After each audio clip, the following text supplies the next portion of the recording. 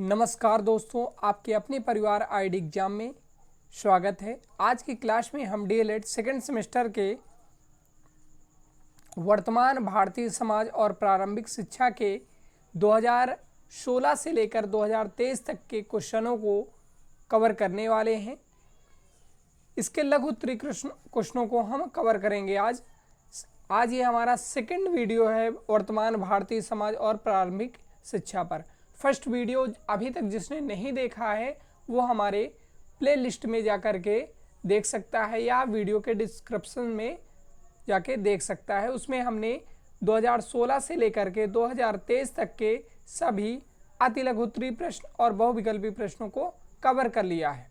ठीक है, आज हम इस वीडियो में जितने भी 2016 से लेकर के 2023 तक के सभी लघु उत्तरीय प्रश्नों को कवर करने वाले हैं।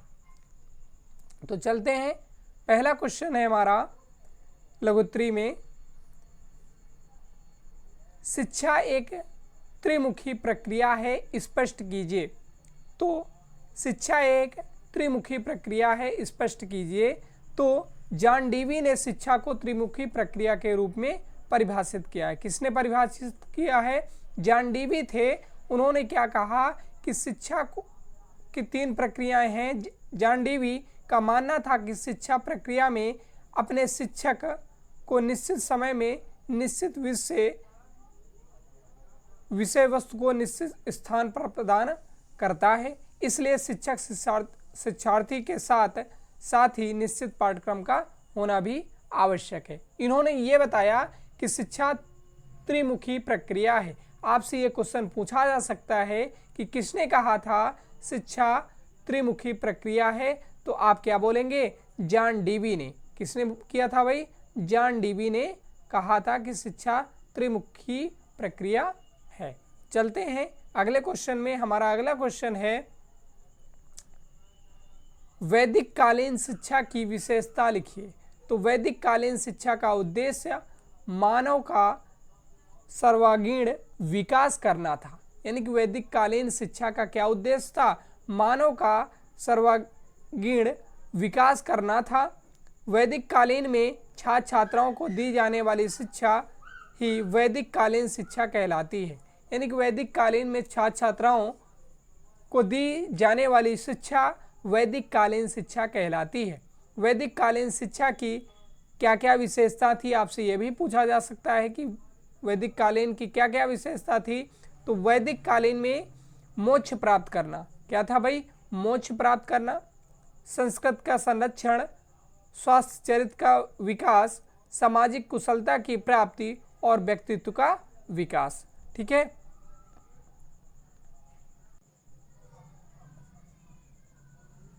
चलते हैं अगले क्वेश्चन की ओर। हमारा अगला क्वेश्चन है, प्रयोजनवाद के किन्हीं चार गुण एवं उनके दोषों का उल्लेख कीजिए। तो प्रयोजनवाद के गुण क्या थे?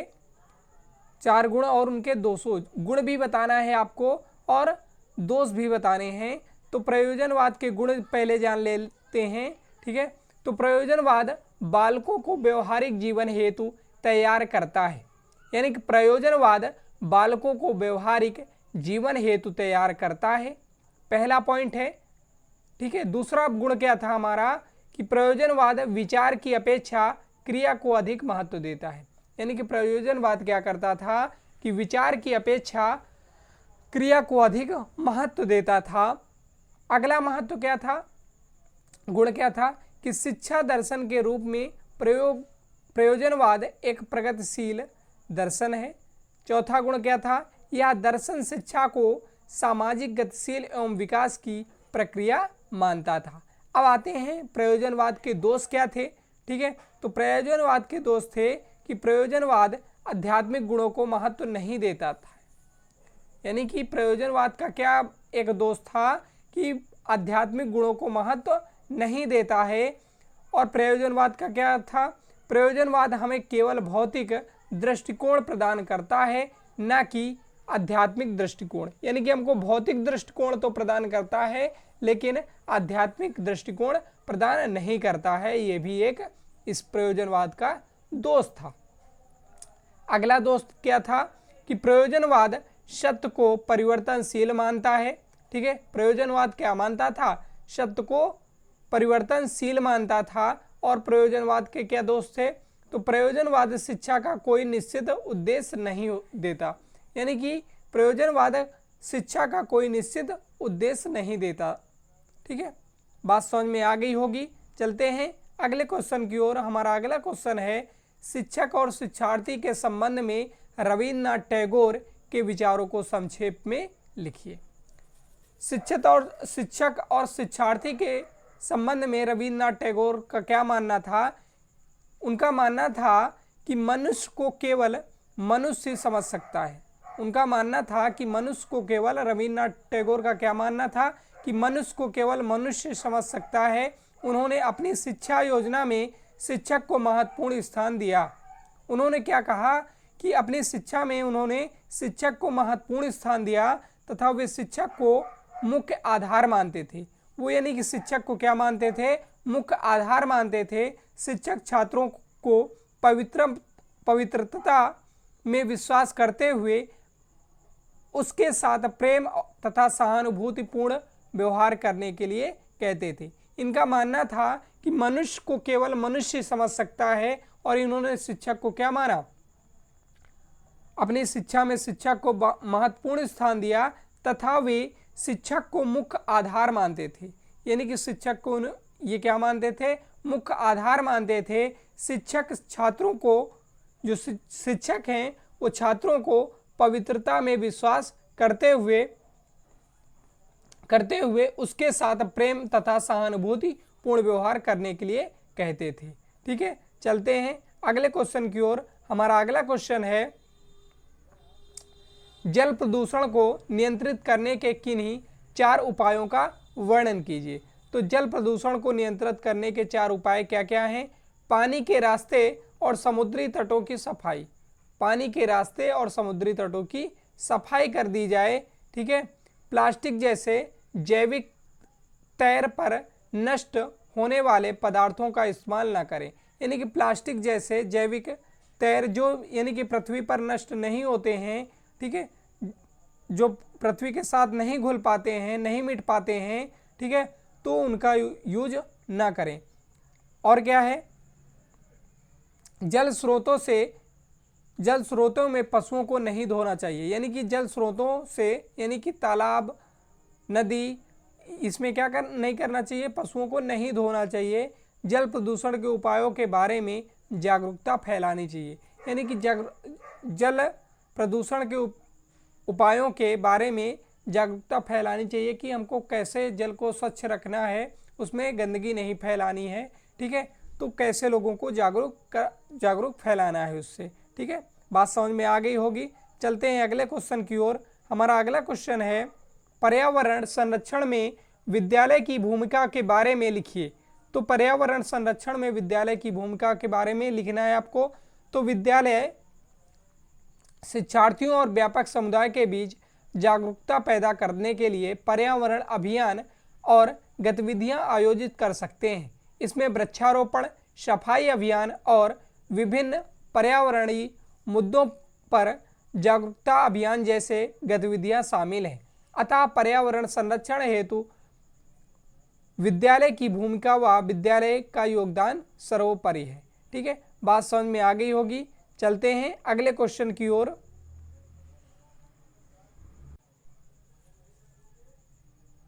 तो हमारा अगला क्वेश्चन है, बाल श्रम किस प्रकार निःशुल्क एवं अनिवार्य बाल शिक्षा में बाधक है, स्पष्ट कीजिए।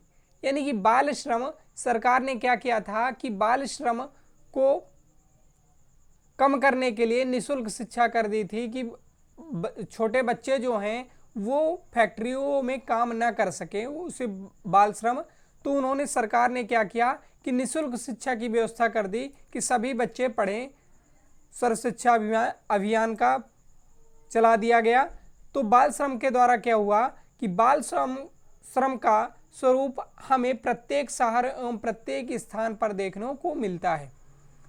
बाहर बालक दुकानों पर काम करते देखने को मिल जाते हैं। यदि हम कहीं जाते हैं तो बाहर बालक दुकानों पर काम करते दिख जाते हैं। तो घरों में बालिकाएं सफाई, बर्तन इत्यादि का कार्य करती हैं। इन सबका प्रमुख कार्य है कि उनके परिवार की स्थिति ऐसी नहीं है कि वे स्कूल जा सकें। भाई बच्चे क्यों दुकानों में काम कर रहे हैं या बच्चियां घर में क्यों इतना काम कर रही हैं, तो इससे इस स्थिति का पता चल रहा है कि उनके घर की स्थिति नहीं अच्छी है, परिवार की स्थिति नहीं अच्छी है, इसलिए वो स्कूल नहीं जा सकते हैं। इसी प्रकार इसी आधार पर निःशुल्क तथा अनिवार्य प्राथमिक शिक्षा का अधिकार बनाया गया। तो इसको देखते हुए सरकार ने क्या किया कि सभी लोग पढ़ें, समान अधिकार प्राप्त हो। ठीक है, तो सरकार ने निःशुल्क तथा अनिवार्य प्राथमिक शिक्षा का अधिकार बना दिया। किंतु निश्चित रूप से पारिवारिक स्थिति अनिवार्य बाल शिक्षा में बाधक है। ठीक है, पारिवारिक स्थितियां बाल श्रम को विवश करती हैं, यानी कि जो पारिवारिक स्थितियां होती हैं, परिस्थितियां होती हैं, वो बाल श्रम करने में मजबूर कर देती हैं। अर्थात कोई व्यक्ति या किसी के माता पिता ये नहीं सोचते कि मेरा बच्चा काम करे। ठीक है, वो परिवार की स्थितियां उसको बना देती हैं, काम करने पर विवश कर देती हैं। बात समझ में आ गई होगी, इतना लिख देंगे तो पर्याप्त है। ठीक है, चलते हैं अगले क्वेश्चन की ओर। हमारा अगला क्वेश्चन है, सामाजिक परिवर्तन में शिक्षक एवं विद्यालयों की भूमिका पर अपने विचार लिखिए। तो शिक्षकों द्वारा प्रारंभ से ही पाठ्यक्रम के साथ ही साथ जीवन मूल्यों की शिक्षा दी जाती है। यानी कि शिक्षकों द्वारा प्रारंभ से ही पाठ्यक्रम के साथ साथ ही जीवन मूल्यों की शिक्षा दी जाती है। शिक्षक भावी पीढ़ियों के दिमाग और चरित्र को आकार देकर सामाजिक कल्याण को बढ़ावा देने में महत्वपूर्ण भूमिका निभाते हैं। यानी कि शिक्षक एक भावी पीढ़ी को अच्छा बना सकते हैं, खराब बना सकते हैं। ठीक है, उन्हीं के हाथ में होता है। ठीक है, सामाजिक कल्याण को बढ़ावा दे सकते हैं, यानी कि ये सब किसके हाथ में होता है, ये एक शिक्षक के हाथ में होता है। और एक कहावत भी है कि शिक्षक एक सड़क की भांति होता है, कि शिक्षक तो वहीं रहता है लेकिन शिक्षार्थियों को उनके स्थान तक पहुंचा देता है। तो शिक्षक आप ऐसे भी लिख सकते हैं इसमें कि शिक्षक एक सड़क की भांति होता है। ठीक है, शिक्षक तो वही रहता है, यानी कि रास्ता हमको दिखाता है, लेकिन जो विद्यार्थी जिसको जहां पहुंचना रहता है शिक्षक के माध्यम से वो पहुंच जाता है। ठीक है, तो शिक्षक क्या करता है, शिक्षकों द्वारा प्रारंभ से ही पाठ्यक्रम के साथ ही जीवन मूल्यों की शिक्षा दी जाती है। शिक्षक भावी पीढ़ी के दिमाग और चरित्र को आकार देकर सामाजिक कल्याण को बढ़ावा देने में महत्वपूर्ण भूमिका निभाते हैं। वे न केवल ज्ञान प्रदान करते हैं बल्कि समाज में सकारात्मक बदलाव के लिए मार्गदर्शन, रोल मॉडल और उत्प्रेरक के रूप में भी काम करते हैं। सामाजिक परिवर्तन के संदर्भ में शिक्षक एवं विद्यालय के विभिन्न कार्य हैं।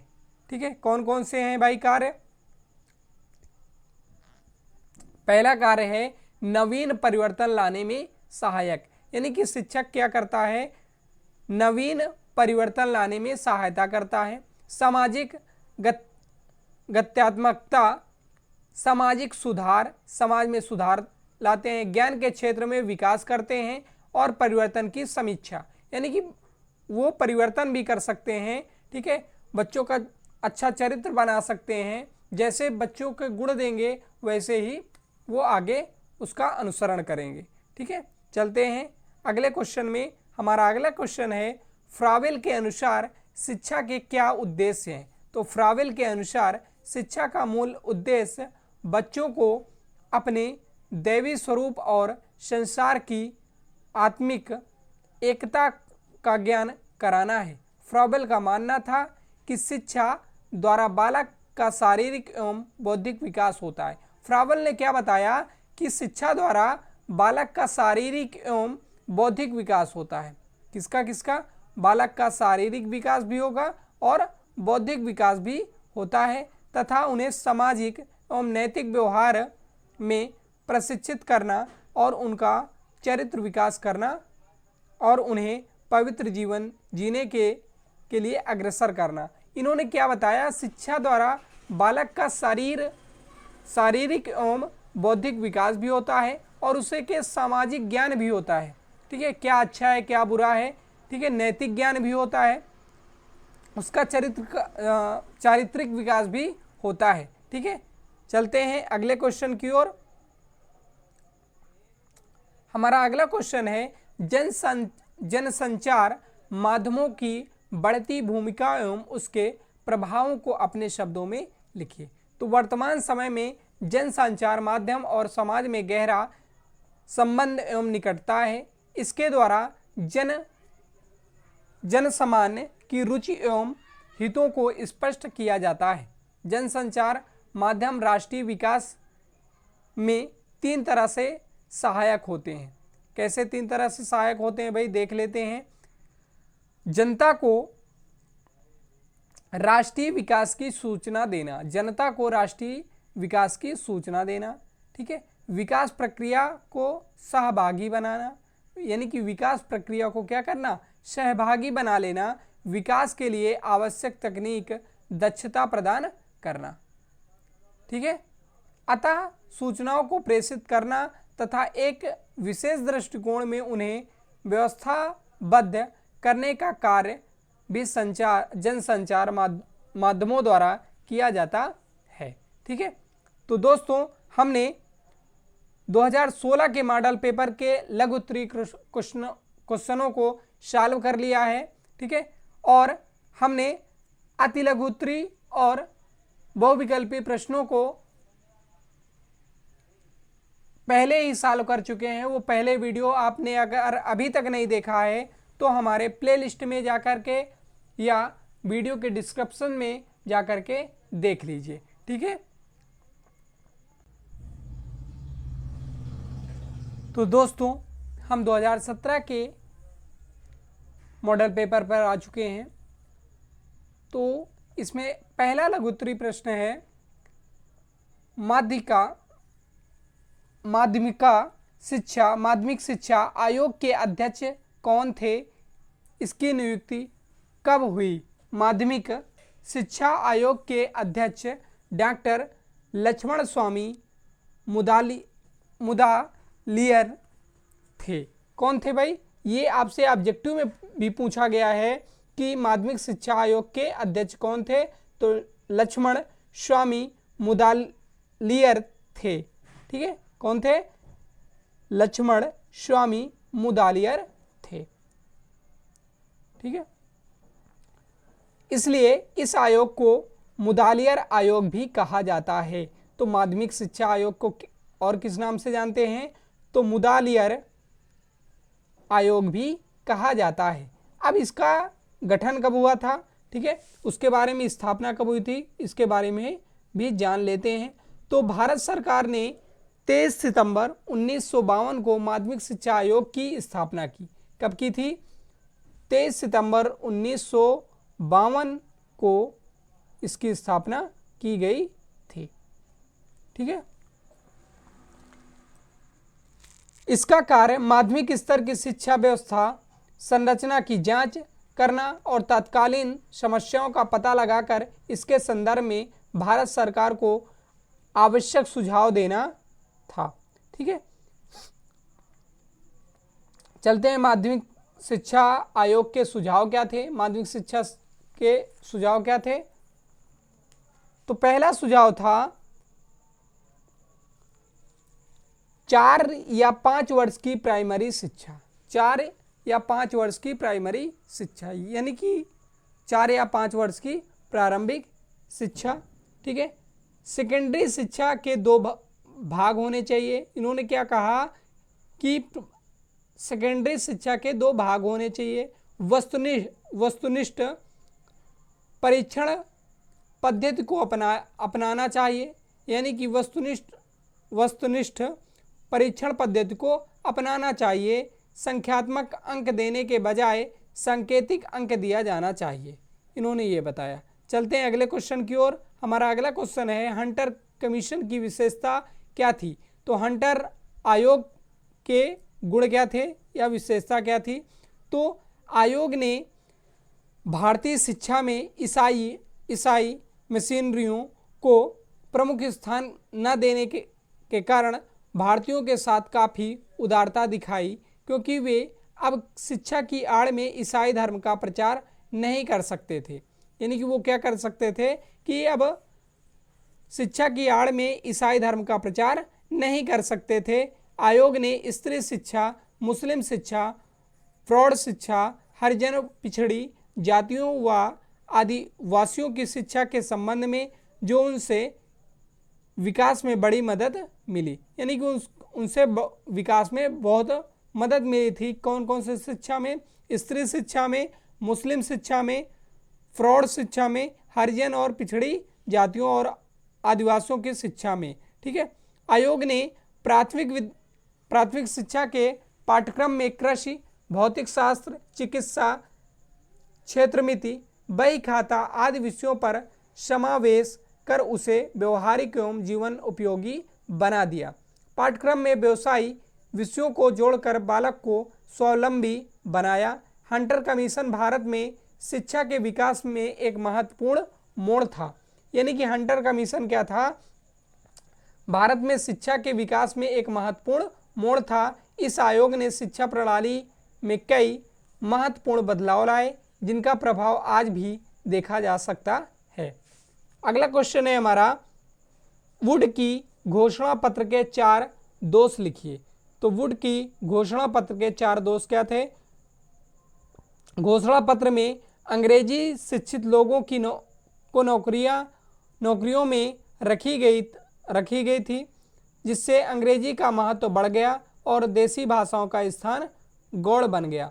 ठीक है। यानी कि जिसको इंग्लिश आती थी, अंग्रेजी आती थी, उनको उसमें नौकरी में रखा गया, और जिनको देसी भाषा आती थी यानी कि तो उनको नौकरी में स्थान नहीं दिया गया। घोषणा पत्र में लंदन विश्वविद्यालय को आदर्श मानकर विश्वविद्यालय की स्थापना का सुझाव दिया गया, जिसमें तक्षशिला तथा नालंदा प्राचीन प्रकार के विश्वविद्यालयों की स्थापना का विचार समाप्त हो गया। शिक्षा की संपूर्ण जिम्मेदारी सरकार को सौंपकर शिक्षा की पूर्णता राज्य के अधीन करके उस पर नौकरशाही का आधिपत्य स्थापित कर दिया गया। शिक्षा के महत्व के साथ ईसाई धर्म और साहित्य का प्रचार भी बढ़ा और लोगों को ईसाई बनने के लिए प्रेरित किया गया। यानी कि इसमें क्या था कि ईसाई बनने के लिए लोगों को क्या किया गया? प्रेरित किया गया। अगला क्वेश्चन है हमारा, मैकाले को भारतीय शिक्षा का अग्रदूत माना जाता है, क्यों? तो मैकाले को भारतीय शिक्षा का अग्रदूत माना जाता है क्योंकि वह पहला अंग्रेज विद्वान था जिसके विचार से प्रभावित होकर एक ऐसी सरकार नीति निर्धारित हुई थी जिससे पाश्चात्य विवाद खत्म हो गया और आधुनिक अंग्रेजी शिक्षक की नींव पड़ गई। इसलिए मैकाले को भारतीय शिक्षा का अग्रदूत कहा जाता है। चलते हैं नेक्स्ट क्वेश्चन पर।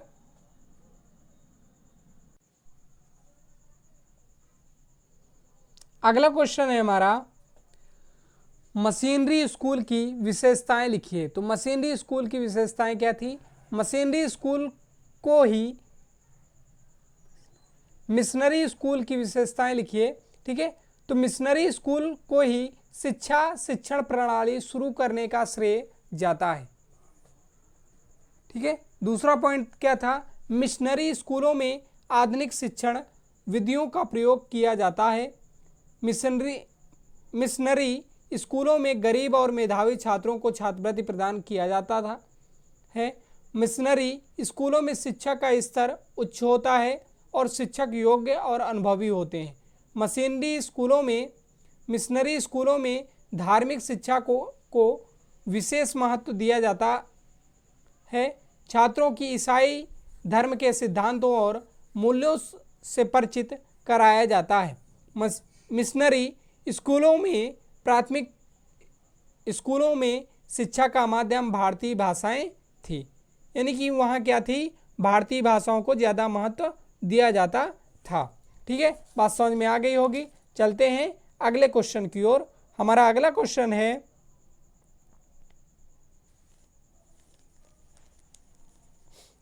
सर्व शिक्षा अभियान के अंतर्गत 23 मार्च 2009 में कुल कितना खर्च हुआ?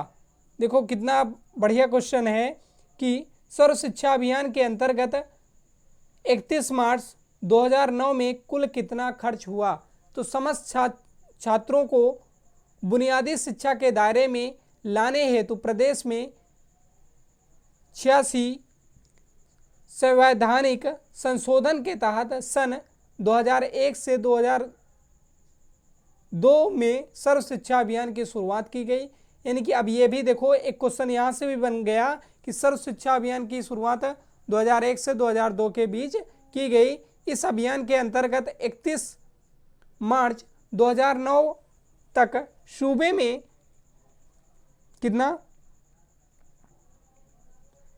13,328.79 करोड़ व्यय किए गए। कितना 13,328.79 करोड़ व्यय किए जा चुके थे। ठीक है, आप ऐसे भी याद रख सकते हैं। ठीक है, तो सर्व शिक्षा अभियान 9वीं पंचवर्षीय योजना के तहत शुरू किया गया था। 9वीं पंचवर्षीय योजना के बारे में जान लेते हैं क्या है। तो सामाजिक न्याय और समता के साथ विकास के उद्देश्य से शुरू की गई थी। इसमें कृषि विकास को भी प्राथमिकता दी, ऋण कार्यक्रमों का आयोजन, सरकार की वित्तीय स्थिति को बढ़ाने पर जोर दिया गया था। सर्व शिक्षा अभियान के तहत सरकारी आंकड़ों के अनुसार 2011 तक 3,66,559 नए विद्यालय खोले गए।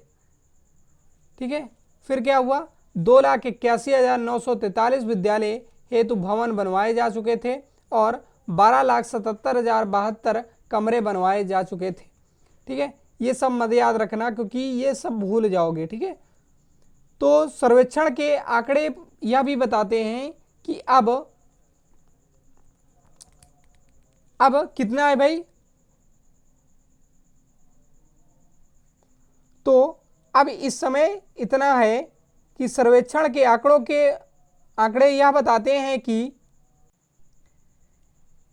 11,30,000 नए शिक्षक नियुक्त किए जा चुके थे और लगभग 10 करोड़ बच्चों को प्रतिवर्ष निःशुल्क पाठ्य पुस्तकें को वितरण करने की व्यवस्था की जा चुकी थी। ठीक है, इसमें यानी कि 11,30,000 नए शिक्षक नियुक्त कर दिए जा चुके थे और लगभग 10 करोड़ बच्चों को निःशुल्क शिक्षा मिल रही थी और निःशुल्क पाठ्यक्रम पुस्तकें भी मिल रही थी। ठीक है, बात समझ में आ गई होगी। चलते हैं अगले क्वेश्चन की ओर। हमारा अगला क्वेश्चन है, बाल अपराध कब और किसने निर्धारित किया। तो बाल अपराध दो शब्दों से मिलकर बना है, बाल धन अपराध। अतः बच्चों द्वारा किया जाने वाला अपराध ही बाल अपराध कहलाता है। दूसरे शब्दों में हम किसी बच्चे द्वारा कानून या समाज के खिलाफ कोई कार्य किया जाता है तब उसे बाल अपराध की संज्ञा दी जाती है। यानी कि जब किसी बच्चे द्वारा कानून या समाज के खिलाफ कोई कार्य किया जाता है, यानी कानून तोड़ता है बच्चा, तो उसे बाल अपराध कहा जाता है। ठीक है, भारत में बाल न्याय अधिनियम 1986 के तहत 16 वर्ष की आयु तक के बालकों एवं 18 वर्ष तक की बालिकाओं द्वारा किए गए कानूनी विरोधी कार्य बाल अपराध की श्रेणी में आते हैं। यानी 16 वर्ष तक के बालकों को और 18 वर्ष तक की बालिकाओं द्वारा किए गए कानूनी कार्य को बाल अपराध की श्रेणी में लाते हैं। यह अलग बात है कि राज्य एवं देश के अनुसार बाल अपराधी की अधिकतम आयु सीमा भी अलग हो सकती है। ये बात अलग है कि हर राज्य में आयु सीमा अलग हो सकती है। सन 1986 में बाल न्यायिक अधिनियम पारित किया गया। अब आपसे यहाँ से भी एक क्वेश्चन बन सकता है कि बाल न्याय अधिनियम पारित कब किया गया था। तो 1986 में पारित किया गया था, जिसमें सारे देश में एक समान बाल अधिनियम लागू कर दिया गया था। परंतु राष्ट्र संघ के सदस्य देश के नाते भारत के लिए यह आवश्यक हो गया कि वह सितंबर 1965 में राष्ट्र संघ द्वारा किशोर न्याय प्रशासन हेतु पारित किए गए न्यूनतम मानक नियमों को स्वीकार करते हुए उनके अनुरूप अपनी किशोर न्याय व्यवस्था लागू करें। चलते हैं नेक्स्ट क्वेश्चन की तरफ। हमारा अगला क्वेश्चन है,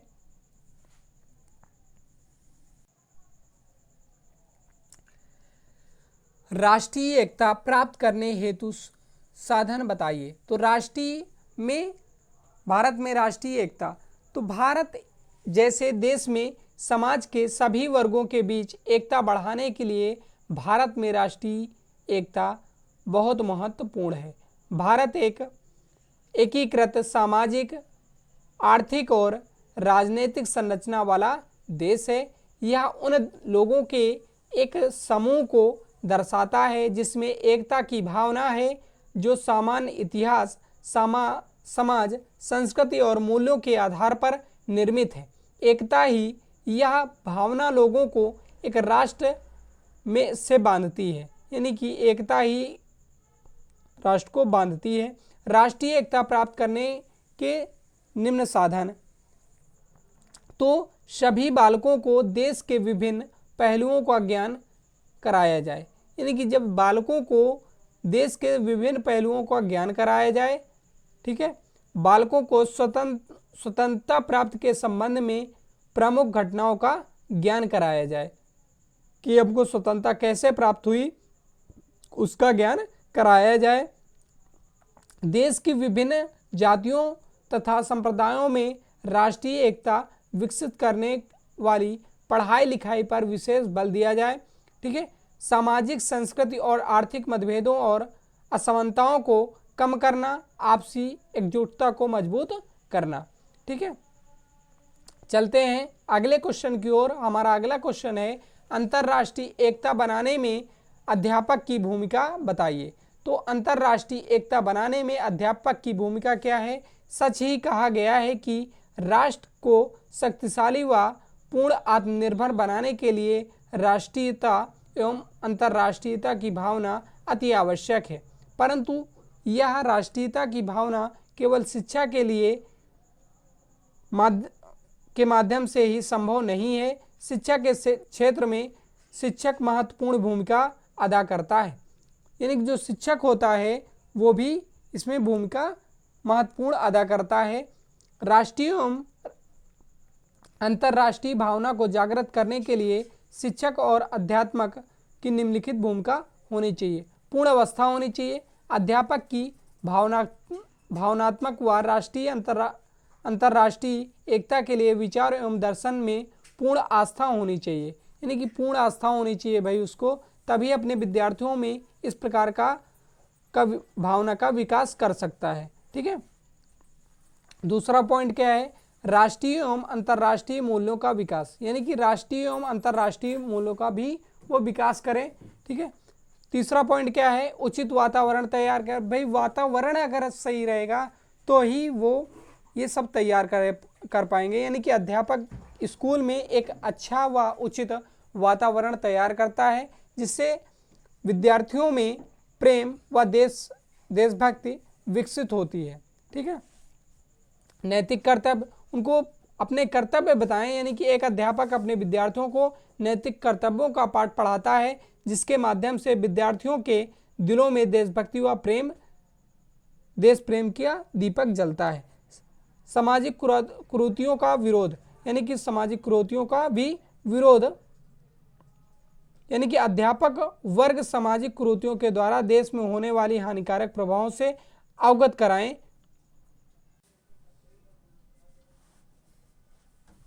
अगला क्या है? जीवन दर्शन। अध्यापक के जीवन दर्शन का विद्यार्थियों के जीवन पर बड़ा प्रभाव पड़ता है। अध्यापक के जीवन दर्शन में राष्ट्र प्रेम, राष्ट्रीय एकता व भावना एकता ही झलक दिखाई देनी चाहिए, ठीक है। भाषा नीति का विकास, यानी कि भाषा नीति का भी विकास अध्यापकों को विद्यार्थियों के अंदर करना चाहिए। साहित्य का स्थान, ठीक है। अध्यापक अपने विद्यार्थियों को साहित्य का ज्ञान कराते हैं तथा साहित्य की सहायता से ही राष्ट्रीय प्रेम उत्पन्न होता है या राष्ट्रीय भक्ति का बोध विद्यार्थियों को कराते हैं। मातृभाषा, यानी कि राष्ट्रीय एवं अंतर्राष्ट्रीय एकता की भावना का विकास करने के लिए अति आवश्यक है कि अध्यापक मातृभाषा को महत्व देकर राष्ट्रीयता का पाठ पढ़ाएं तथा इसके माध्यम से राष्ट्रभाषा को महत्व दें। ठीक है, इसके माध्यम से क्या करें, राष्ट्रभाषा को भी महत्व दें। चलते हैं हम अगले क्वेश्चन में। मूल का अर्थ लिखिए। तो मूल किसी भौतिक वस्तु अथवा मानसिक अवस्था के उस गुण का बोध कराता है जिसके द्वारा मनुष्य की आवश्यकताओं एवं इच्छाओं की पूर्ति होती है। यह नियमों का समूह होता है जो सही गलत को निर्देशित करता है। इस आधार पर समाज द्वारा निर्धारित विश्वास है जिसे समय या व्यक्ति के द्वारा अच्छा समझा जाता है। मूल की आवश्यकता क्या है? तो मूल हमें दिशा और उद्देश्य के साथ जीने में मदद करते हैं। एक मार्गदर्शक कंपास की तरह हमारे जीवन में जो कुछ भी चल रहा है, हमारे मूल्य हमें आगे का रास्ता दिखा सकते हैं और बेहतर विकल्प चुनने में मदद कर सकते हैं। मूल्य हमारी स्वयं की भावना से जुड़े हुए होते हैं। वे हमारे मानसिक स्वास्थ्य के लिए आवश्यक हैं। मूल्यों का महत्व यानी कि मूल्य का भी बहुत महत्व होता है। ठीक है, तो मूल्यों का महत्व क्या है? मूल्यों के अभाव में मानव जीवन व्यर्थ है, यानी कि मूल्यों के अभाव में मानव जीवन व्यर्थ है। मूल्यों के विकास द्वारा ही बालकों एवं मनुष्यों का एक आदर्श नागरिक बनाया जा सकता है। मूल्यों के महत्व निम्न है। कौन कौन से हैं भाई? व्यक्तिगत विकास के मूल्यों का अहम किरदार होता है। इसके माध्यम से सामाजिक, राजनैतिक, आर्थिक तथा मानवीय का विकास होता है। ठीक है, मानवता के विकास में मूल्य महत्वपूर्ण योगदान देते हैं जिससे राष्ट्र के अंतर्गत ही नहीं बल्कि समस्त विश्व में शक्ति कायम करने एवं विश्व बंधुत्व की भावना के विकास में महत्वपूर्ण होता है।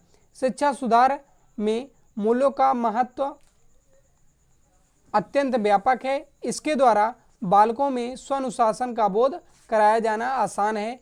मूल्य समाज में एक रूपता लाकर व्यक्ति को व्यवस्थित, संगठित एवं सशक्त बनाने, व्यक्ति की बहुमुखी क्रियाओं को निर्देशित भी करते हैं। बात समझ में आ गई होगी। ठीक है,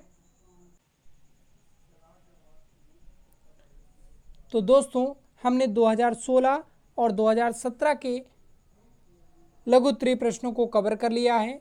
ठीक है, और अब हम 2019 के क्वेश्चनों को कवर करने वाले हैं। तो हमारा पहला क्वेश्चन है लघु उत्तरीय का, वैदिक कालीन शिक्षा की विशेषताएं बताइए। तो वैदिक कालीन शिक्षा की विशेषताएं क्या क्या थी भाई? तो वैदिक कालीन शिक्षा का स्वरूप मुख्यतः व्यक्तित्व था। व्यक्तित्व विभिन्नता के आधार पर शिक्षण प्रत्येक शिक्षा को ज्ञान व प्रशिक्षण देता था। शिक्षा पुस्तकीय न होकर व्यवहारिक होती थी, यानी कि शिक्षा पुस्तकीय न होकर के क्या होती थी? व्यवहारिक होती थी। सार्वजनिक व निःशुल्क शिक्षा की वैदिक काल में व्यवस्था थी, यानी कि सब सार्वजनिक का मतलब सबको शिक्षा दी जाती थी और निःशुल्क शिक्षा दी जाती थी। ठीक है, शिक्षा में आवासीय व्यवस्था थी। ठीक है, शिक्षा में क्या थी? आवासीय व्यवस्था थी। ठीक है, वैदिक कालीन शिक्षा में वेदों का ज्ञान प्रमुख रूप से दिया जाता था। ठीक है, बात समझ में आ गई होगी। चलते हैं अगले क्वेश्चन में। मध्यकालीन शिक्षा के उद्देश्य बताइए। तो मध्यकालीन शिक्षा के उद्देश्य क्या थे? तो मध्यकालीन शिक्षा का प्रमुख उद्देश्य इस्लाम धर्म एवं संस्कृत का प्रचार प्रसार करना था, यानी कि इस्लाम धर्म एवं संस्कृत का प्रचार और प्रसार करना था। दूसरा क्या था उद्देश्य? मध्यकालीन शिक्षा का एक महत्वपूर्ण उद्देश्य इस्लाम के अनुयायियों को ज्ञान के प्रकाश का विस्तार करना था। दूसरा पॉइंट ये था। तीसरा क्या था? मध्यकालीन शिक्षा का एक अन्य महत्वपूर्ण उद्देश्य इस्लाम के अनुयायियों में ज्ञान के प्रकाश का विस्तार करना था। वही पॉइंट तीसरा भी हो जाएगा। चलते हैं अगले क्वेश्चन में। हमारा अगला क्वेश्चन है, वर्तमान में शिक्षा के उद्देश्यों को प्रभावित करने वाले प्रमुख कारकों को बताइए। तो कौन कौन से थे भाई कारक? दार्शनिक कारक थे, सांस्कृतिक कारक थे, और समाजशास्त्री कारक थे, आर्थिक कारक थे, राजनैतिक कारक थे और धार्मिक कारक थे। ये सभी कारक कौन कौन से थे?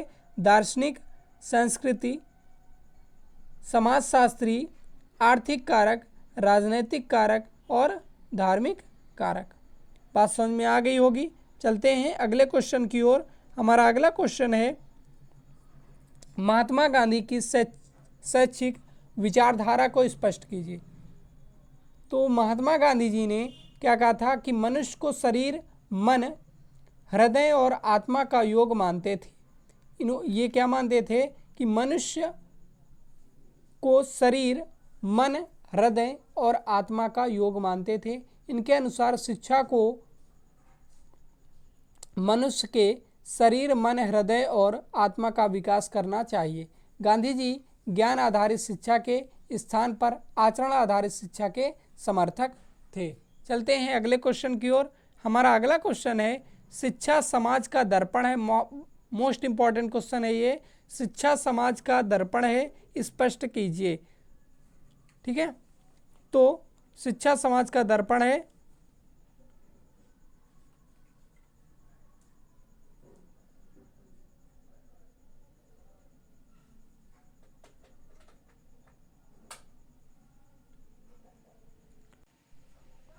तो शिक्षा के द्वारा व्यक्ति का सर्वांगीण विकास होता है।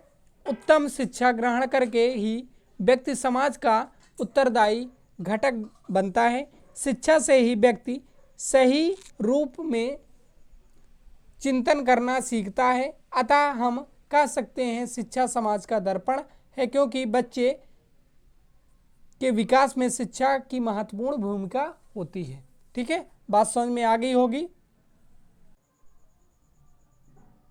चलते हैं अगले क्वेश्चन की ओर। हमारा अगला क्वेश्चन है, मारिया मोंटेसरी के शिक्षा पद्धति का उल्लेख कीजिए। तो मारिया मोंटेसरी की शिक्षा पद्धति में एक तैयार पर्यावरण के भीतर मुक्त गतिविधि को प्रोत्साहित किया जाता है। इस शिक्षण को शब्द संज्ञा का शिक्षण नाम दिया जा सकता है। मोंटेसरी शिक्षण पद्धति में ऐसे शिक्षण को बौद्धिक शिक्षण के नाम से संबोधित किया जाता है। ठीक है, बात समझ में आ गई होगी। चलते हैं नेक्स्ट क्वेश्चन की तरफ। हमारा अगला क्वेश्चन है, वुड डिस्पैच की प्रमुख विशेषता बताइए। तो 1854 में वुड ने डिस्पैच में सुझाव दिया गया कि प्राथमिक विद्यालयों को स्थानीय भाषाओं को अपनाना चाहिए, यानी कि प्राथमिक भाषाओं को अपनाना चाहिए।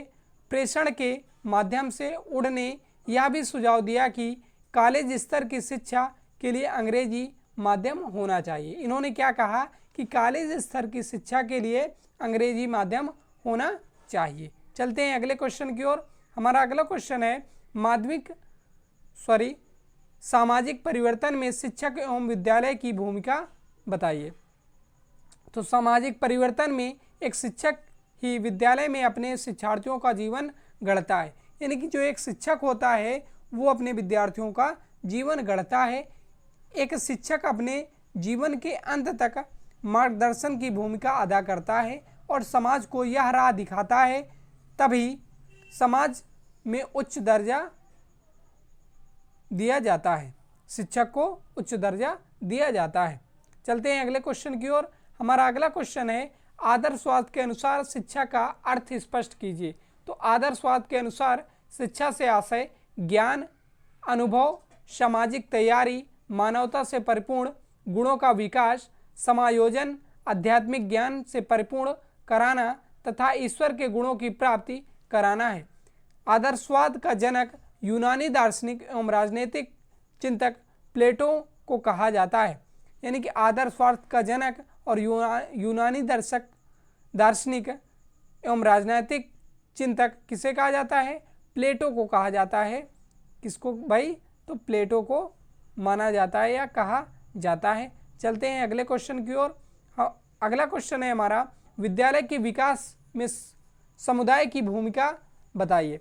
तो विद्यालय के विकास में समुदाय की सक्रिय भूमिका, विद्यालय योजना बनाने, शैक्षणिक उपलब्धियों के निरीक्षण और बजट आवंटन पर नियंत्रण में सहायता करने, समुदाय विद्यालय को अच्छा वातावरण प्रदान करने के बच्चों के विकास में सहायता करता है, अतः विद्यालय समुदाय का हिस्सा है और इसलिए समुदाय का विकास विद्यालय की संबद्धता द्वारा संभव है। बात समझ में आ गई होगी।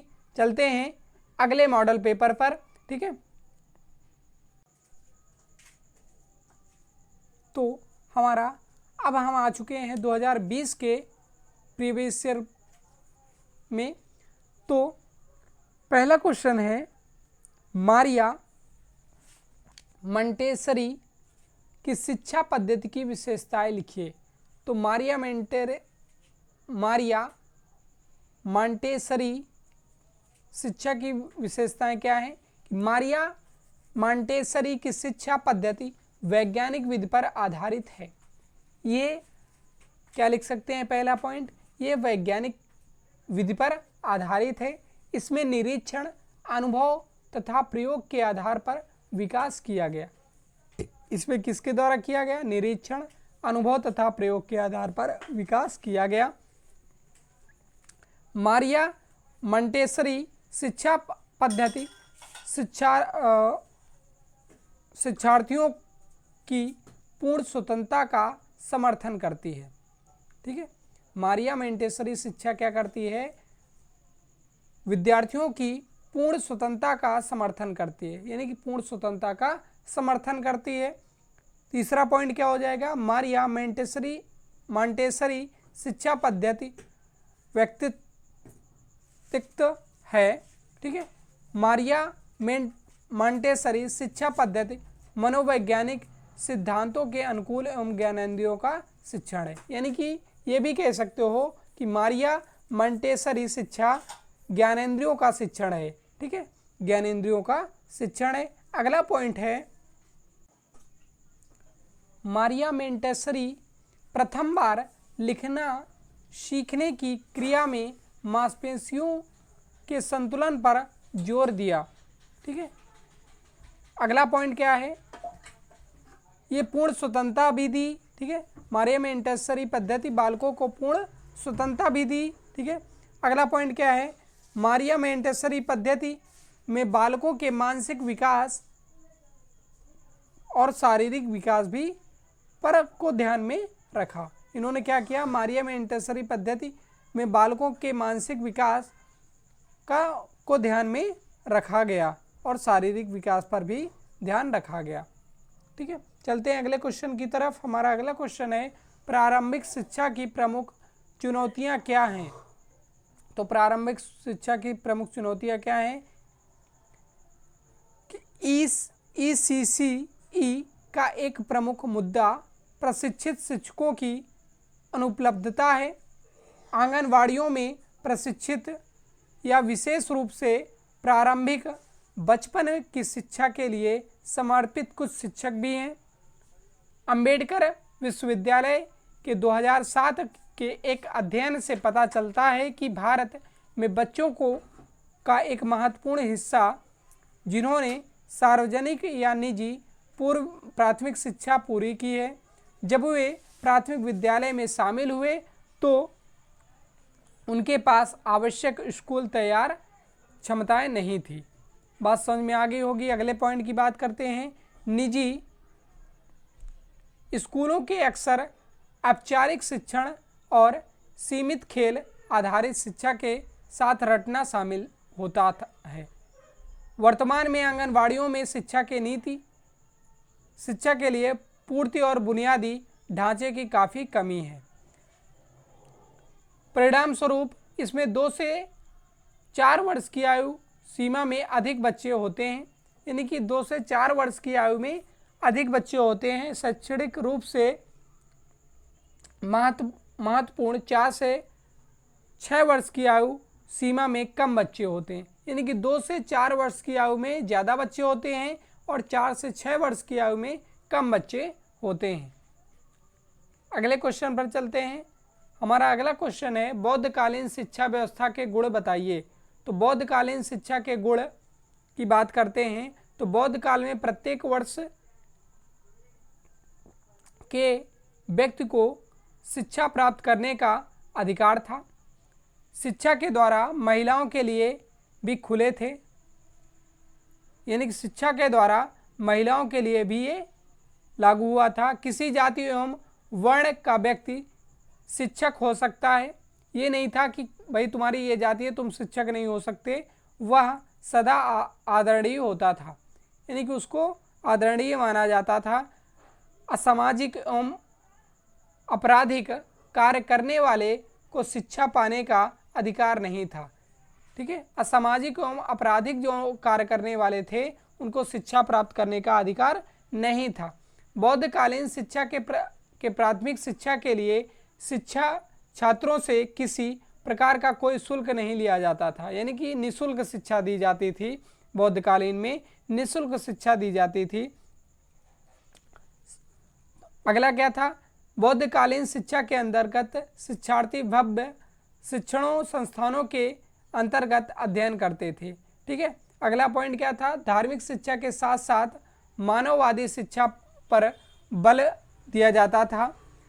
अगला पॉइंट, बौद्धकालीन शिक्षा प्रणाली में गुरु और शिष्य दोनों अपने जीवन में संयम लाते थे और अनुशासित जीवन व्यतीत करते थे, यानी गुरु और शिष्य दोनों अनुशासित जीवन व्यतीत करते थे।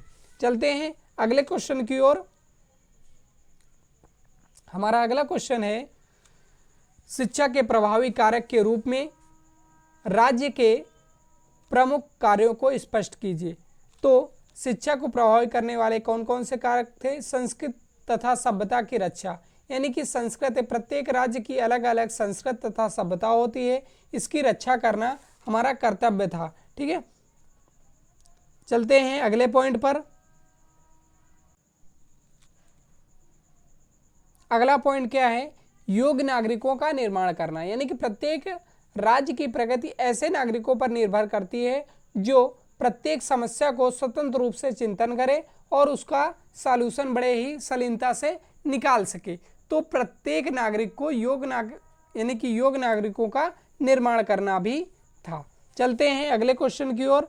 हमारा अगला क्वेश्चन है आदर्शवाद व प्रगतिवाद के शैक्षणिक उद्देश्यों की तुलना कीजिए या अंतर बताइए, ये भी कह सकते हैं। तो आदर्शवाद जो था, तो आदर्शवाद विचार या मन या आत्मा को अंतिम सत्ता स्वीकार करता था। ये क्या करता था, विचार, मन, आत्मा को अंतिम सत्ता स्वीकार करता था। लेकिन प्रगतिवादी क्या करता था, प्रगतिवादी पदार्थ को प्रमुख मानता है और उसको ही अंतिम सत्ता स्वीकार करता है। आदर्शवाद के अनुसार भौतिक पदार्थों का अपना स्वतंत्र अस्तित्व नहीं है। ठीक है, लेकिन प्रगतिवादी के अनुसार, इसके अनुसार भौतिक तत्वों या पदार्थों का अपना स्वतंत्र अस्तित्व है। आदर्शवाद संसार को विचारों या प्रत्ययों का परिणाम मानता है, लेकिन प्रगतिवाद क्या करता है, प्रगतिवाद संसार को भौतिक तत्वों एवं गतियों का प्रतिफल मानता है। आदर्शवाद क्या करता है, आदर्शवाद परमात्मा तथा शाश्वत मूल्यों सत्यम शिवम सुंदरम को स्वीकार करता है और उनके प्राप्ति पर बल देता है। लेकिन प्रगतिवाद क्या करता है, प्रगतिवाद परमात्मा एवं शाश्वत मूल्यों के अस्तित्व को स्वीकार नहीं करता। प्रगतिवाद यानी परमात्मा एवं शाश्वत मूल्यों को स्वीकार नहीं करता। उसके लिए प्रकृति ही सब कुछ है, यानी कि उसके लिए क्या है, सब कुछ ही प्रकृति है, प्रकृति को ही भगवान मानता है, ये कह सकते हैं। अगला क्वेश्चन है हमारा, शिक्षा का व्यापक अर्थ क्या है। तो शिक्षा का व्यापक अर्थ क्या है, शिक्षा मनुष्य के जीवन में जीवन पर्यंत या निरंतर चलने वाली प्रक्रिया है जिसके तहत सभी वस्तुएं, व्यक्ति, वातावरण, साधन, माध्यम, घटनाएं व्यक्ति को जन्म से मृत्यु तक कुछ ना कुछ सिखाती हैं। यानी कि शिक्षा एक ऐसी प्रक्रिया है जो जीवन पर्यंत चलने वाली है। ठीक है, और कुछ ना कुछ हमको जन्म से लेकर के मृत्यु तक कुछ ना कुछ वो सिखाती है। ठीक है, शिक्षण का अर्थ क्या होता है? शिक्षा का अर्थ क्या होता है? सीखना या सिखाना, ठीक है, सीखने या सिखाने की प्रक्रिया। तो अब इसको शिक्षा का मतलब तुमको पता ही है, शिक्षा का अर्थ क्या होता है? अंग्रेजी में एजुकेशन बोलते हैं शिक्षा को। और एजुकेशन शब्द की उत्पत्ति कहाँ से हुई? लैटिन भाषा के एडुकेटन शब्द से हुई। इसको दो घटक हैं, ठीक है, ई का जिसका अर्थ होता है ई का अंदर से, ड्यूको का जिसका अर्थ होता है ड्यूको का बाहर निकालना। इस प्रकार शिक्षा का अर्थ क्या होता है? बालक की अंतर्निहित शक्तियों का विकास करने की प्रक्रिया है। महात्मा गांधी ने शिक्षा की क्या परिभाषा दी थी? तो महात्मा गांधी ने शिक्षा की परिभाषा दी थी, शिक्षा से मेरा अभिप्राय बालक और मनुष्य के शरीर, मन तथा आत्मा के सर्वांगीण विकास एवं सर्वोत्कृष्ट विकास से है। यानी कि इन्होंने क्या बताया कि शिक्षा से मेरा अभिप्राय बालक और शरीर के मनुष्य के शरीर, मन और आत्मा के सर्वांगीण विकास से है। स्वामी विवेकानंद ने क्या बताया कि मनुष्य की अंतर्निहित पूर्णता की अभिव्यक्ति ही शिक्षा है। इन्होंने बहुत सिंपल बताया कि मनुष्य की अंतर्निहित पूर्णता ही अभिव्यक्ति ही शिक्षा है, ठीक है। स्वामी विवेकानंद ने ये बताया था, ठीक है।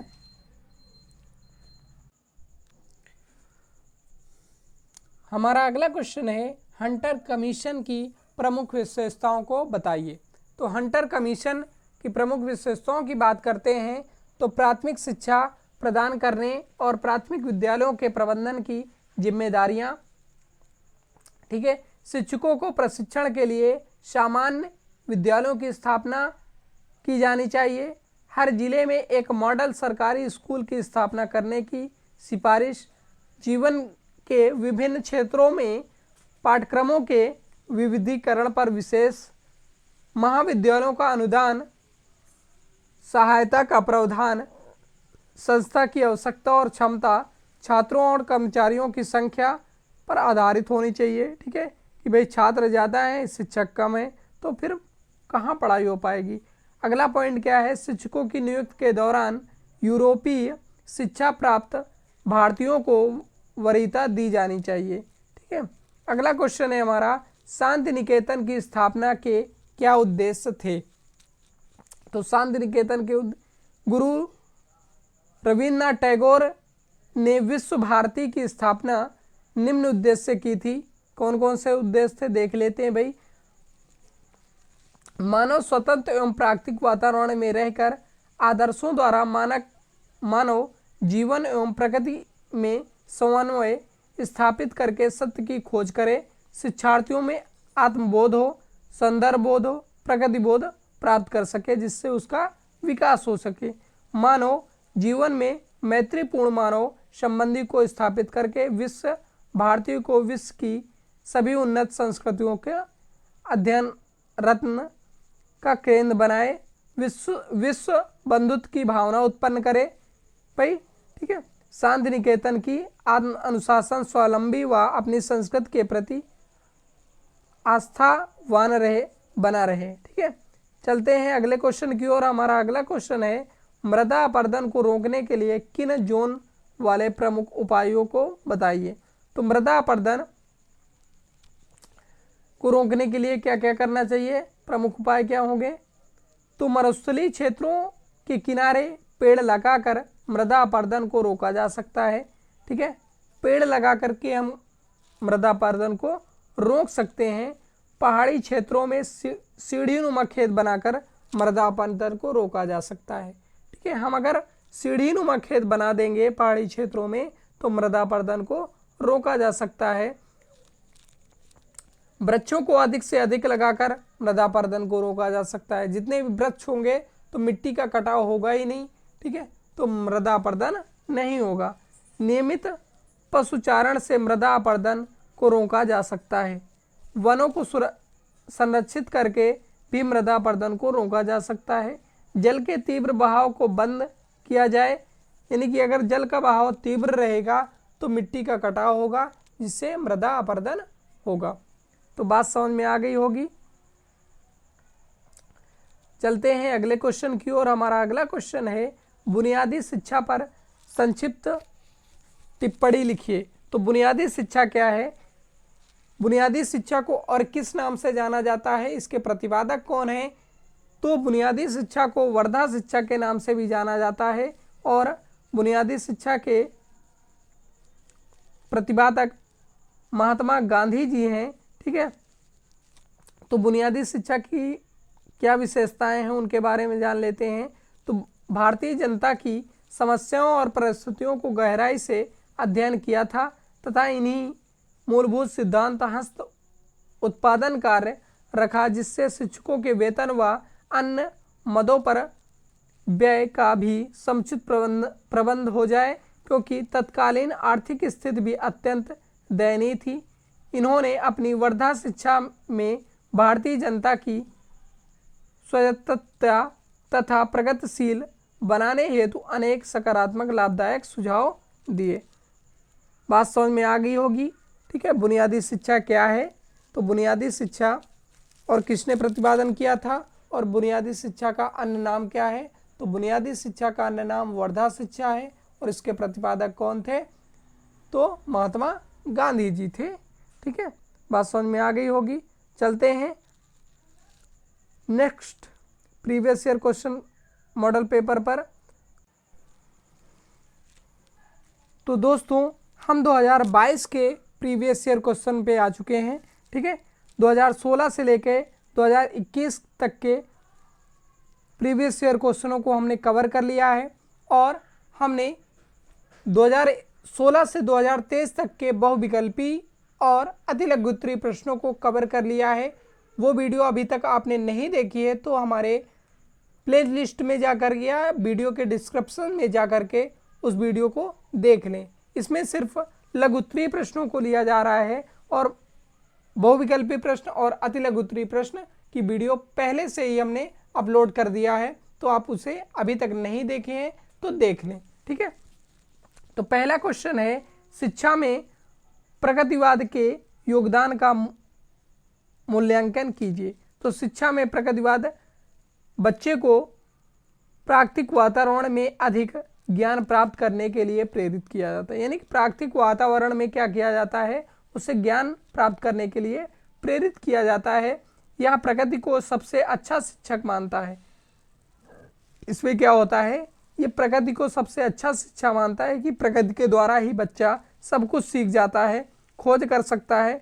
प्रगतिवाद का दूसरा नाम कृषि, प्राकृतिक संसाधन, व्यापार नामों से भी जाना जाता है। प्रगतिवाद के जनक रूसो दार्शनिक, लेखकों और संगीतकार थे जो जिनेवा के थे। कहाँ के थे भाई? जिनेवा के थे।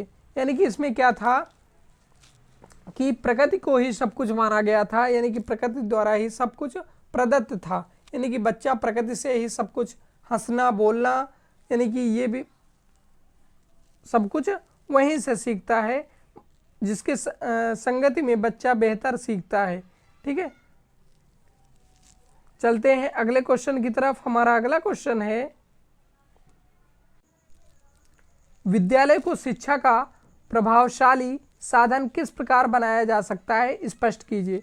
तो विद्यालय को शिक्षा का प्रभावशाली साधन बनाने के लिए सर्वप्रथम विद्यालय की अनुशासन व्यवस्था अति उत्तम होनी चाहिए, यानी कि विद्यालय की शिक्षा जब वेस्ट होगी तो अपने आप क्या होगा, विद्यालय की शिक्षा अपने आप प्रभावित हो जाएगी, प्रभावशाली हो जाएगी। विद्यालय का शैक्षिक वातावरण अधिक से अधिक सौंदर्यपूर्ण और आदर्श परक तथा मूल्य परक होना चाहिए, यानी कि विद्यालय का वातावरण भी सौंदर्यपूर्ण आदर्श परक होना चाहिए। विद्यालय में अध्यापकों की भी महत्वपूर्ण भूमिका होती है। ये तो भाई इम्पोर्टेंट फैक्ट है कि विद्यालय में अध्यापकों की महत्वपूर्ण भूमिका होती है।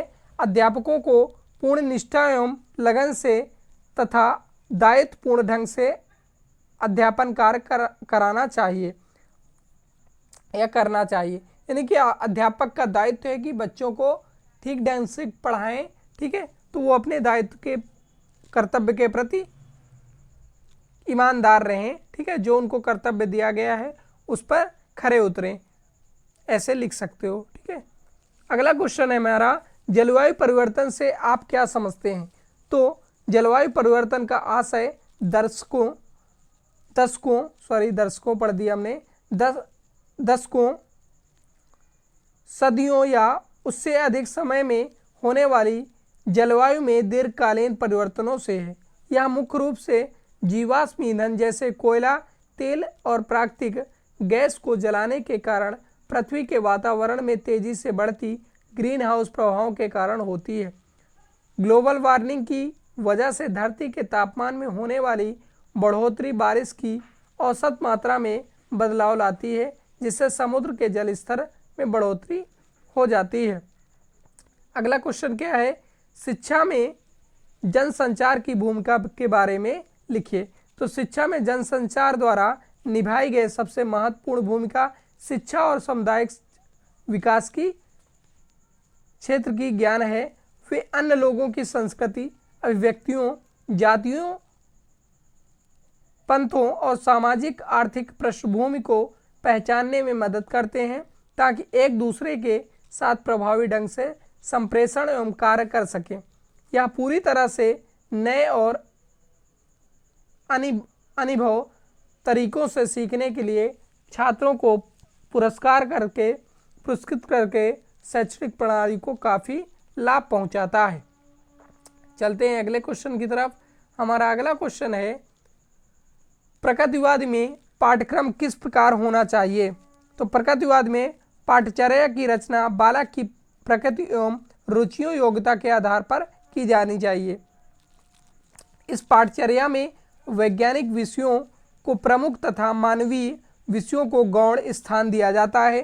प्रकृतिवादियों के अनुसार मुख्य विषय खेलकूद, शारीरिक विज्ञान, स्वास्थ्य विज्ञान, पदार्थ विज्ञान तथा वनस्पति विज्ञान एवं गणित आदि हैं, ठीक है। यानी कि इसमें क्या होना चाहिए, प्रकृतिवादी पाठ्यक्रम की रचना बालकों की प्रकृति एवं रुचियों की योग्यता के आधार पर की जानी चाहिए, ठीक है। चलते हैं अगले क्वेश्चन की ओर। हमारा अगला क्वेश्चन है, शिक्षा के प्रभावी कारक के रूप में समाज की विवेचना कीजिए। तो शिक्षा के प्रभावी कारक के रूप में शिक्षा में समाज महत्वपूर्ण भूमिका निभाता है। किसी समाज के मूल्य, नैतिकता और सिद्धांत का एक ऐसी शिक्षा प्रणाली का निर्माण करेंगे जो समान मूल्यों, नैतिकता और सिद्धांतों को कायम रखेगी। शिक्षा से उन्हें समाज में समानता और समर्थन का अधिकार मिलता है, जिससे वे एक सुरक्षित और सुदृढ़ समाज बनाते हैं। चलते हैं अगले क्वेश्चन की ओर।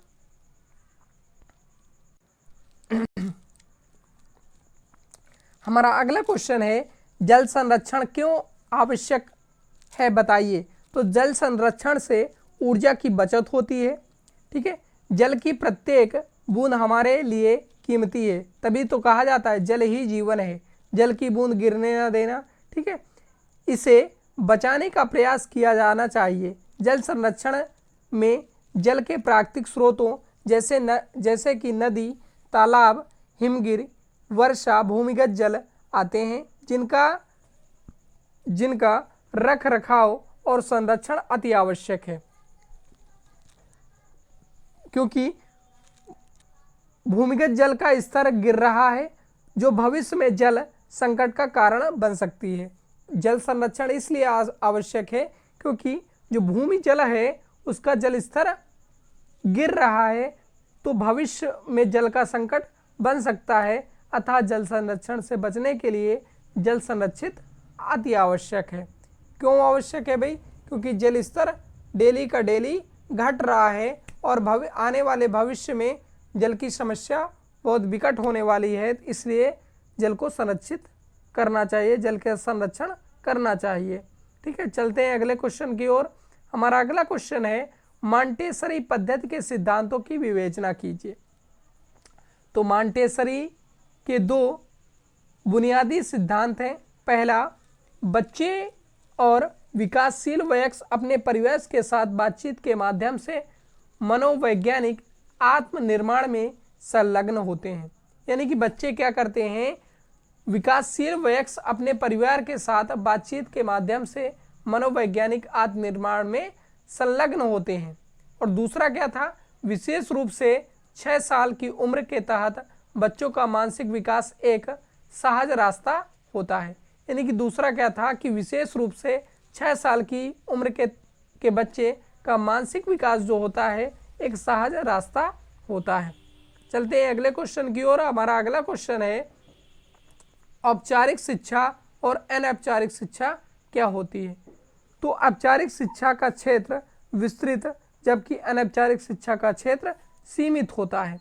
औपचारिक शिक्षा का उद्देश्य सामान्य एवं आदर्शात्मक होता है, जबकि अनौपचारिक शिक्षा का उद्देश्य वास्तविक, विशिष्ट तथा समयानुसार होता है। औपचारिक शिक्षा का वर्तमान, अतीत एवं भावी जीवन की तैयारी है, जबकि अनौपचारिक शिक्षा वर्तमान पर अधिक जोर देती है। अतः औपचारिक तथा अनौपचारिक शिक्षा एक दूसरे के पूरक हैं। ठीक है, अब हम जान लेते हैं औपचारिक शिक्षा होती क्या है। ठीक है, तो औपचारिक शिक्षा वो होती है जैसे हम जिस व्यक्ति को कहीं से भी, यानी कि औपचारिक शिक्षा में कोई भी समय निश्चित नहीं होता है, ठीक है, ना पाठ्यक्रम निश्चित होता है, तो वो औपचारिक शिक्षा में आ जाता है। अनौपचारिक शिक्षा में क्या होता है कि पहले से सब कुछ निश्चित होता है अनौपचारिक शिक्षा में, लेकिन औपचारिक शिक्षा में निश्चित पहले से कुछ भी नहीं होता है। ठीक है, तो जैसे हम विद्यालय में सीखते हैं वो अनौपचारिक शिक्षा है, पहले से हमको पता रहता है कि भाई ये पाठ पढ़ाया जाएगा, ये किया जाएगा, ये हमारी अगला क्या पढ़ाया जाएगा। तो वो विद्यालय, जब कोई बच्चा समाज से सीखता है तो औपचारिक शिक्षा के अंतर्गत आता है। तो बात समझ में आ गई होगी। चलते हैं अगले क्वेश्चन की ओर। हमारा अगला क्वेश्चन है, सामाजिक एवं सांप्रदायिक सौहार्द क्यों आवश्यक है। तो जाति पंथ संप्रदाय से उठकर सर्वधर्म संभावना के वातावरण से हमारा देश और आगे बढ़ सकता है, जिससे पूरे देश में सद्भावना का वातावरण बनाया जा सकता है, जिससे लोगों में आपसी घृणा समाप्त हो जाएगी। इससे क्या होगा कि लोग जो एक दूसरे से घृणा करते हैं वो खत्म हो जाएगा, आपसी प्रेम, एकता तथा भाईचारा को बढ़ावा मिलेगा तथा अपने समुदाय के प्रति एक मजबूत लगाव या किसी का अपना धर्म, क्षेत्र या भाषा हो सकती है। ठीक है, तो दोस्तों हमने 2022 के भी क्वेश्चनों को कवर कर लिया है, 2016 से 2022 तक के क्वेश्चनों को कवर कर लिया है। अब हम 2023 के प्रीवियस ईयर क्वेश्चन पर चलेंगे। ठीक है, तो दोस्तों 2023 का पहला क्वेश्चन है, लघुत्तरी शिक्षा की अवधारणा स्पष्ट करते हुए इसके महत्व बताइए। तो शिक्षा की व्यक्ति की अंतर्निहित क्षमता तथा उसके व्यक्तित्व को विकसित करने वाली प्रक्रिया है। यह प्रक्रिया उसे समाज में एक वयस्क की भूमिका निभाने के लिए समाजीकृत करती है। ठीक है, इनके शिक्षा के महत्व क्या थे, इनके बारे में जान लेते हैं। तो शिक्षा हमें किसी भी चीज़ के बारे में ज्ञान प्रदान करती है। जो हमको शिक्षा होती है हमारी, वो शिक्षा हमें किसी भी चीज़ के बारे में ज्ञान प्रदान करती है। ठीक है, दूसरा पॉइंट की बात करें तो यह शारीरिक, व्यक्तित्व और मानसिक शक्ति के साथ साथ हमारी जीवन शैली को भी बेहतर बनाती है। शिक्षा के माध्यम से हम अपने भविष्य में आने वाले अच्छे या बुरे सभी परिस्थितियों को आसानी से संभाल सकते हैं। ठीक है, चलते हैं अगले क्वेश्चन की ओर। हमारा अगला क्वेश्चन है, निःशुल्क एवं अनिवार्य बल शिक्षा क्या है, यह बालकों के विकास में किस प्रकार सहायक है।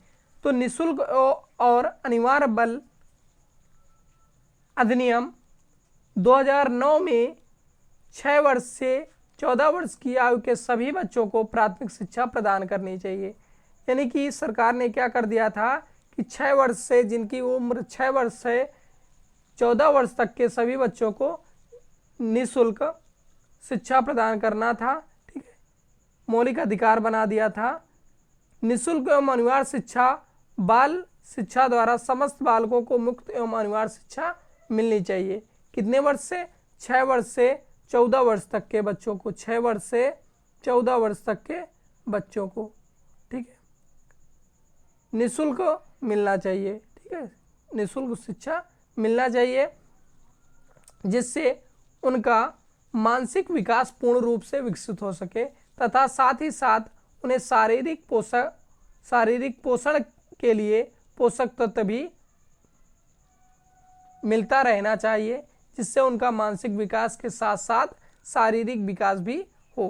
भाई 6 से 14 वर्ष तक निःशुल्क शिक्षा मिलनी चाहिए और पोषाहार को ध्यान में रखते हुए उसको पोषक तत्व भी मिलने चाहिए, जिससे मानसिक विकास के साथ साथ क्या होना चाहिए, उसका शारीरिक विकास भी हो। अगले क्वेश्चन की ओर चलते हैं। फ्रावेल के अनुसार शिक्षा के क्या उद्देश्य हैं? तो फ्रावेल की दृष्टि से शिक्षा का मूल उद्देश्य बच्चों को संसार की आध्यात्मिक एकता का ज्ञान कराना है और इस उद्देश्य की प्राप्ति के लिए उनका शारीरिक एवं बौद्धिक विकास करना, उन्हें सामाजिक एवं नैतिक व्यवहार में प्रशिक्षित करना तथा उनका चारित्रिक विकास करना और उन्हें पवित्र जीवन के लिए जीने के लिए अग्रसर करना था। बात समझ में आ गया होगा। चलते हैं अगले क्वेश्चन की ओर। हमारा अगला क्वेश्चन है, बुनियादी शिक्षा पर प्रकाश डालिए। तो बुनियादी शिक्षा के प्रतिपादक कौन थे? महात्मा गांधी जी थे। बुनियादी शिक्षा को और किस नाम से जाना जाता है? तो वर्धा शिक्षा के नाम से जाना जाता है। तो बुनियादी शिक्षा से तात्पर्य क्या है? ऐसी शिक्षा से है जिसमें बालक के संपूर्ण व्यक्तित्व का विकास हो, जिसमें बालक शारीरिक और मानसिक रूप से अपना समस्त विकास करे। बुनियादी शिक्षा को प्रारंभ करने वाले महात्मा गांधी, हमने पहले ही बता दिया किसने किया था, महात्मा गांधी ने किया था। और इसका दूसरा नाम क्या था? तो वर्धा शिक्षा के नाम से भी जाना जाता है था। चलते हैं अगले क्वेश्चन की ओर।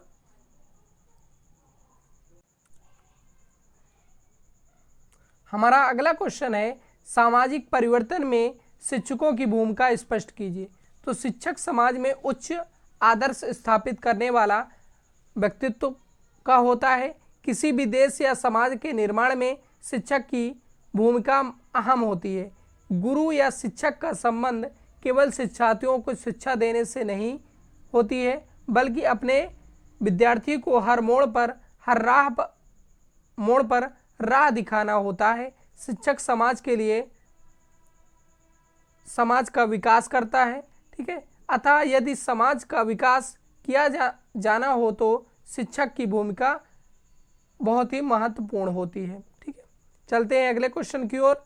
हमारा अगला क्वेश्चन है, औपचारिक एवं अनौपचारिक शिक्षा में क्या अंतर है? तो औपचारिक शिक्षा क्या होती है? औपचारिक शिक्षा का क्षेत्र अधिक विस्तृत है, यह नियंत्रित एवं क्रमिक है, जबकि अनौपचारिक शिक्षा का क्षेत्र सीमित होता है। यानी कि औपचारिक शिक्षा का क्षेत्र विस्तृत होता है और अनौपचारिक शिक्षा का क्षेत्र सीमित होता है। औपचारिक शिक्षा की बात करते हैं तो औपचारिक शिक्षा का उद्देश्य सामान्य एवं आदर्शमकता होता है, जबकि अनौपचारिक शिक्षा का उद्देश्य वास्तविक, विशिष्ट एवं समय अनुसार होता है। औपचारिक शिक्षा की बात करते हैं तो औपचारिक शिक्षा वर्तमान, अतीत एवं भावी जीवन की तैयारी है, जबकि अनौपचारिक शिक्षा क्या होती है? वर्तमान पर अधिक जोर देती है, ठीक है। अनौपचारिक शिक्षा वर्तमान पर ज़्यादा जोर देती है। औपचारिक शिक्षा की अगर हम बात करते हैं तो औपचारिक शिक्षा का पाठ्यक्रम व्यापक, बहुउद्देशीय तथा जीवन से संबंध है, जबकि अनौपचारिक शिक्षा के पाठ्यक्रम का उद्देश्य सीमित एवं सामाजिक वातावरण हेतु है, ठीक है। चलते हैं अगले क्वेश्चन की ओर। हमारा अगला क्वेश्चन है, पर्यावरण प्रदूषण रोकने के उपाय समझाइए। तो पर्यावरण प्रदूषण को कम करने के लिए सरकार ने राज्य के हरित क्षेत्र को बढ़ाने, विद्युत वाहनों को प्रोत्साहित करने तथा विकेंद्रीकृत कचरा प्रबंध आदि विभिन्न उपाय किए हैं, ठीक है। पर्यावरण प्रदूषण के रोकने के क्या क्या उपाय हैं? अधिक से अधिक पेड़ लगाएं। भाई अधिक से अधिक पेड़ लगाएंगे तो पर्यावरण प्रदूषण कम होगा। वन्य जीव और वर्षा वन की रक्षा करें, पानी की खपत कम करें, ठीक है। और क्या है, तो क्या है कि अधिक से अधिक पेड़ लगाने चाहिए, पानी की खपत कम करें, ठीक है।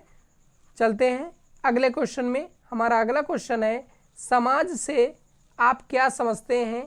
शिक्षा एवं समाज के मध्य पारस्परिक संबंधों को बताइए। तो समाज एक से अधिक लोगों को के समुदायों से मिलकर बने एवं बृहद समूह को कहते हैं।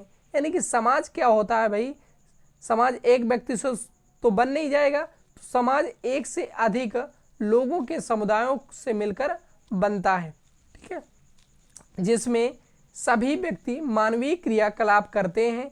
मानवीय क्रियाकलाप में आचरण, सामाजिक सुरक्षा और निर्वाह आदि की क्रियाएं सम्मिलित होती हैं। शिक्षा एवं समाज के मध्य पारस्परिक संबंध क्या क्या होता है? तो सामाजिक व्यक्तिवाद की स्थापना करने में शिक्षा एक शक्तिशाली और प्रबल साधन है। शिक्षा सामाजिक मानदंडों के साथ ही मूल्यों के प्रति आदर विकसित करती है तथा व्यक्ति में ज्ञान और समझ का विकास करती है। चलते हैं अगले क्वेश्चन की ओर। हमारा अगला क्वेश्चन है, मानवीय मूल्य संपूर्ण सृष्टि के लिए आवश्यक है, विवेचना कीजिए। तो मानवीय मूल्य मनुष्य में स्वाभाविक रूप से मौजूद होते हैं, जबकि अन्य मूल्यों को समाजीकरण की प्रक्रिया के माध्यम से मानव में विकसित किया जाता है। समाज या देश में रहने के लिए लोगों को एक दूसरे से जोड़ने में मानवीय मूल्य अत्यधिक जिम्मेदार है। एक व्यक्तिगत दृष्टिकोण से बुनियादी मानवीय मूल्यों को विकसित करने की आवश्यकता है, जो कि मानव होने के अर्थ के मूल में है। सत्य क्या क्या है भाई? सत्य है, ईमानदारी है, निष्ठा है, प्रेम है, शांति है आदि मानव प्रकृति में निहित बुनियादी मूल्यों के उदाहरण हैं, ठीक है। चलते हैं अगले क्वेश्चन की ओर और ये हमारा लास्ट क्वेश्चन रहेगा, ठीक है। राष्ट्रीय शिक्षा नीति 1986 की 4 विशेषताएं लिखिए। तो राष्ट्रीय शिक्षा नीति की 4 विशेषताएं क्या थी? तो पर्याप्त छात्रावास सुविधा, पर्याप्त छात्रावास की सुविधा होनी चाहिए, विशेष रूप से कन्याओं के लिए उपलब्ध कराना, यानी कि विशेष रूप से छात्रावास की सुविधा कराना और किसके लिए? कन्याओं के लिए। क्रीड़ा, सृजनात्मक कार्य और संस्कृत सुविधाओं का विस्तार, यानी क्रीड़ा क्षेत्र होना चाहिए। ऑपरेशन ब्लैक बोर्ड चलाई गई थी, वो भी होना चाहिए। डिग्रियों को नौकरी से